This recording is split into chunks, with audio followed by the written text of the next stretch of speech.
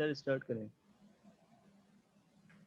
Welcome to Bismillahirrahmanirrahim. So we were talking about restraint, and the restraint is tying a patient. Tying, हाँ, बांधना है patient को। तो कब बांधते हैं हम पेशेंट? जब उसको न बांधने की सूरत में नुकसान होता है। फॉर एग्जाम्पल, एक साइकोलॉजिकली डिसऑर्डर के साथ पेशेंट है, ठीक है, तो उसको अगर आप ना बांधे, आप तो खैर आप नहीं समझ रहे, शिजोफ्रेनिया और ये मेनिया, हाइपरमेनिया के जो पेशेंट होते हैं वो डिस्ट्रक्शन पे उतर आते हैं, मरीजों को मारते हैं, अटेंडेंट को मारते हैं। तो उसको अगर आप रिस्ट्रेन ना करें तो बहुत बड़ा नुकसान हो सकता है, ठीक है ना। खुद को मारते हैं तो उस सूरत में आपने उसको रिस्ट्रेन करना होगा, ठीक है। अब fundamental nursing point of view से ये है कि अगर मरीज का हाथ जो है ना वो जख्मी और बार बार उसको खींच रहा है, या कोई ड्रेसिंग बांधी हुई है और उसकी वजह से वो उतरने के चांसेस हो, या खतरा हो, तो फिर आप उसको रिस्ट्रेन कर देते हैं ताकि वो सेफ रहे वो जगह और हील हो जाए। मतलब पेशेंट की बेहतरी के लिए हम रिस्ट्रेन करते हैं। उसके लिए आपने अटेंडेंट से परमिशन लेना होगा। आप बेल्ट या सॉफ्ट क्लॉथ से बांधेंगे, टाइट नहीं। ये टेम्पररी होगा, ऑल द टाइम नहीं कि ये हो। और इस तरीके से आपने बांधना होगा कि आगे वाले हिस्से तक ब्लड सप्लाई जो है ना वो इंपीड ना हो, बंद ना हो, न बहुत लूज हो न बहुत ज्यादा टाइट हो। Always tie a limb restrain with not that will not Titan when pulled. और जब आप इसको बांधते हैं कपड़े को फॉर एग्जांपल, तो उसको एक नॉट इस तरह दे दें, नॉट कि वो जब आप खींचे तो वो ज्यादा टाइट ना हो और आपके ब्लड वेसल्स को जो है ना वो ब्लॉक ना कर सके।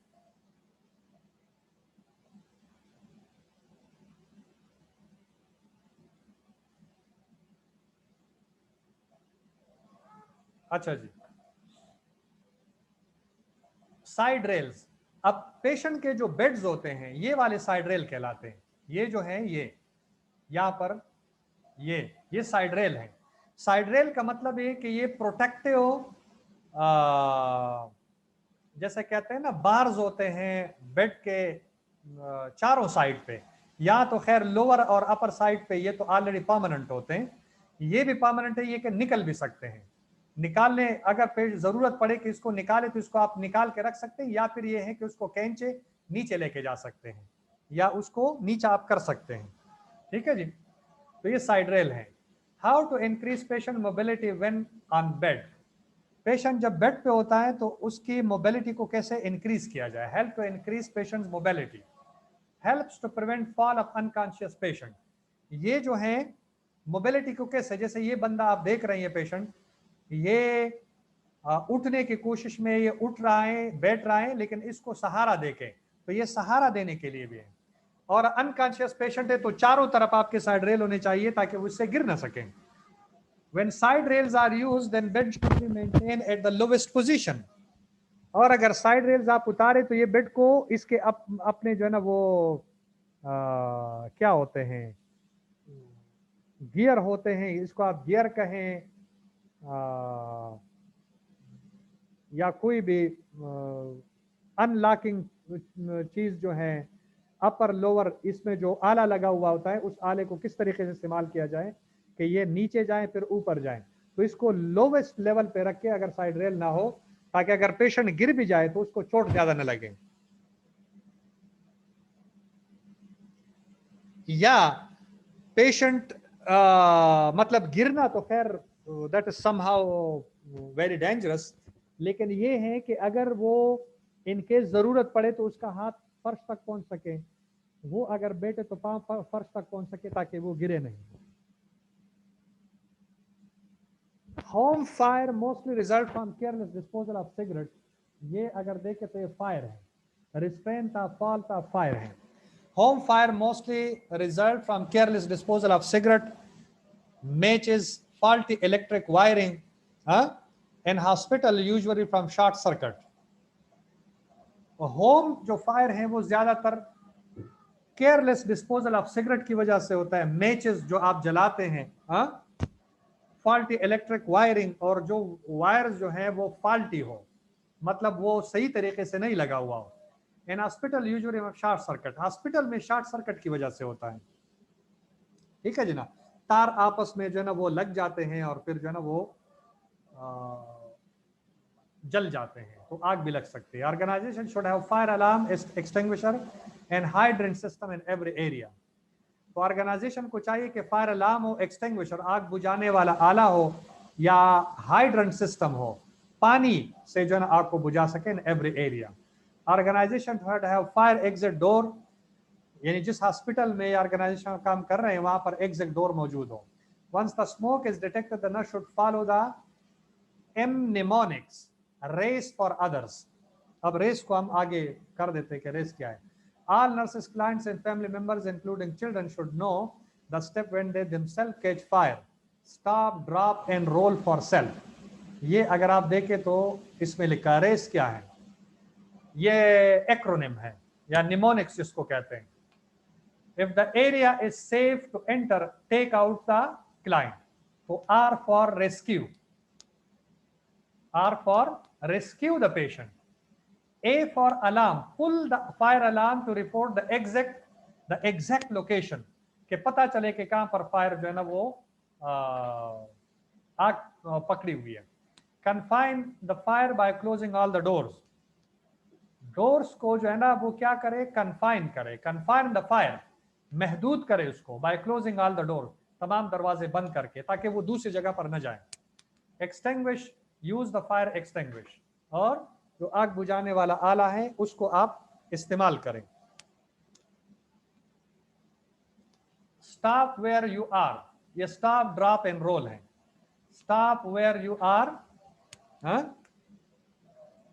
खड़े रहो जहां पर आप हो, क्योंकि आगे जाएंगे तो आग है, तो फिर आपको आग लग सकती है, लिहाजा खड़े रहो उधर जहां पर आप तक अभी आग नहीं पहुंची।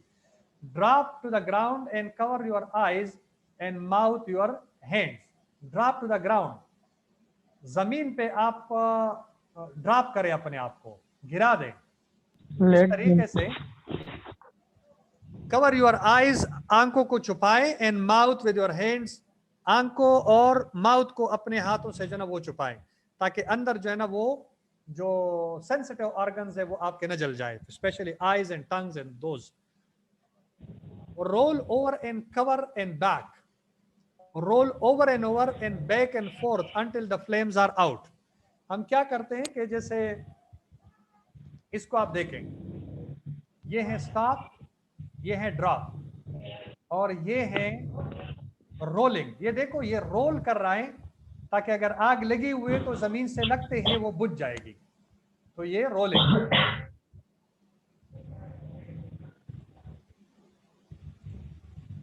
ठीक है जी।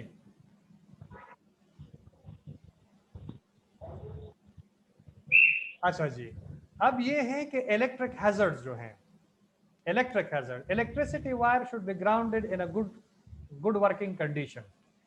कहते हैं कि इलेक्ट्रिसिटी के जो वायर्स हैं वो ग्राउंड के नीचे होने चाहिए इन गुड वर्किंग ऑर्डर, सही ऑर्डर में जो फंक्शन कर सके। Do not place wire under the carpet or on floor.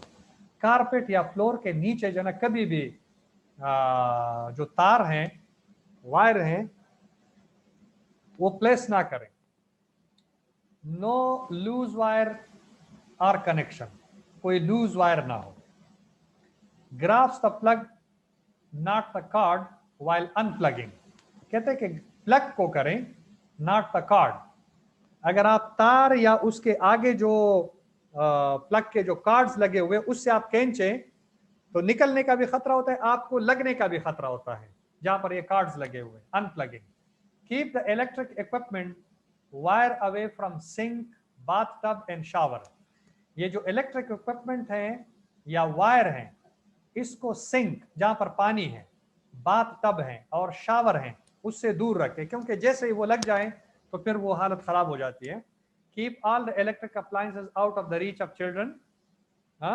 जितने भी इलेक्ट्रिक अप्लायंसेस हैं, इस्त्री हैं या कोई और चीजें घरों में, वो बच्चों के पहुंच से दूर रखें। जैसे हम कहते हैं कि दवाई बच्चों के पहुंच से दूर रखें, तो इसी तरह भी ये भी बच्चों के पहुंच से दूर रखें।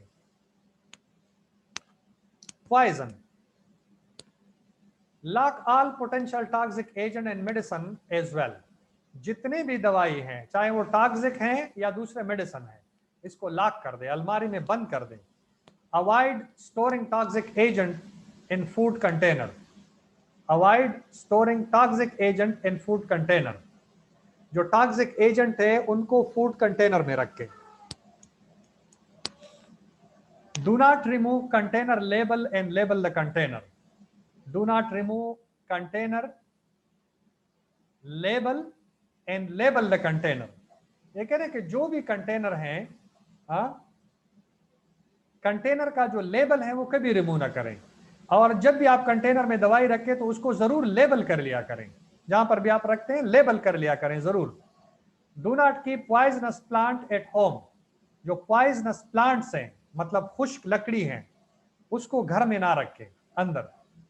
Poison impair the function of respiratory sinus, GI, CVS and renal failure।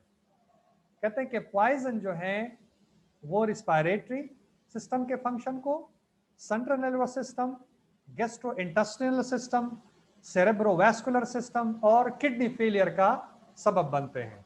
तो लिहाजा उसको एहतियात से जो है ना वो रखें। Urgently need specific एंटीडॉट्स।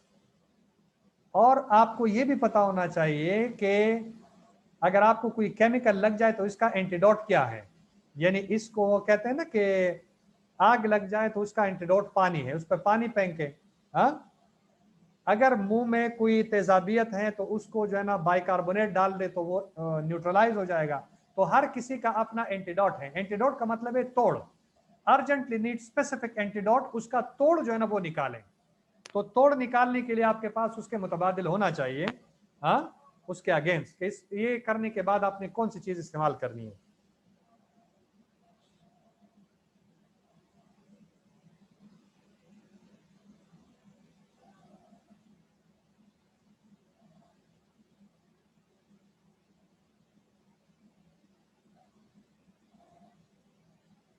अच्छा जी, लाइटिंग। लाइटिंग आपकी कैसे होनी चाहिए। Adequate light is essential to reduce the risk of fall and to work easily. Adequate light is essential to reduce the risk of fall and to work easily। जाहिर सी बात है, जिस कमरे में आप रह रहे हैं और उसका लाइट सिस्टम ही सही नहीं, डार्क है, तो आप जब भी घूमते हैं तो कहीं भी आपको किसी कोई चीज लग सकती है, आप गिर सकते हैं। तो लाइटिंग का प्रॉपर सिस्टम होना चाहिए। House exterior, interior and specially staircases should have good lighting। यानी घर का बैरूनी अंदरूनी हिस्सा और खासकर जहां से सीढ़ियां चढ़ती हैं, it should have a good lighting system. Night light, dim light. जब आप सोते हैं तो डिम लाइट में सोया करें, थोड़ी सी रोशनी हो ताकि आपका जो फिजियोलॉजी है वो अल्टर ना हो। अच्छा जी, अब ये है bathroom. To minimize the risk of injuries and toilet should take care of place safety bar।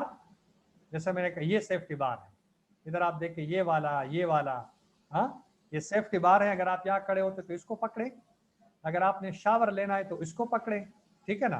तो ये सेफ्टी बार्स है। Place raised commode, raised commode जो इंग्लिश कमोड होते हैं। Don't use slippery material in floor और tiles. Tiles जो है ना वो ना के थोड़ा सा रफ हो। Use non slip well fitted footwear. ऐसे जूते पहने बाथरूम में जो वेल फिटेड हो और स्लिपरी ना हो। Keep the surface clean and dry. Bathroom का जो सरफेस है वो बार बार ये खुश्क हो और क्लीन हो। शुड हैव गुड लाइटिंग, और इसमें लाइट का प्रॉपर सिस्टम होना चाहिए, ताकि यहाँ पर अंधेरा ना हो, कोई गिर ना सके। अच्छा जी, the most common cause of death is falling asleep while the ignition source was burning. Ignition का मतलब है एक्सप्लोजन, एक्सप्लोजन का मतलब है काटिंग फायर। ठीक है जी। एक्सप्लोजन कब होता है, फॉर एग्जांपल स्पिरिट है तो वो जल सकता है, कोई और केमिकल है तो वो एक्सप्लोड कर सकता है, ठीक है ना। तो that is a source of burning. Smoke detector should be installed. जहां पर स्मोकिंग है तो डिटेक्टर इंस्टॉल हो ताकि उसको डिटेक्ट कर सके कि भाई यहाँ पर स्मोकिंग है और अलार्म जो है ना वो ऑन हो सके। ताकि पता चल जाए कि वहां पर कोई गैस जो है ना वो डिटेक्ट हुई हो। Lead should not be use in house paint, lead should not be use in house paint, ये खतरनाक केमिकल है लेड, जो मरकरी है। Specially gas valve should be close before going to bed, और बिस्तर पे जाते वक्त तमाम जो गैस के वेल्व्स हैं उसको चेक करनी चाहिए। Secure house from intruders, house को इंट्रूडर यानी घर में जो दाखिल होने वाले, अगर रात को कोई चोर दाखिल होते हैं ये इंट्रूडर कहलाते हैं, ठीक है ना। तो इंट्रूडर ऐसी जगह नहीं छोड़नी चाहिए जिससे चोर जो है ना वो आसानी से दाखिल हो सके।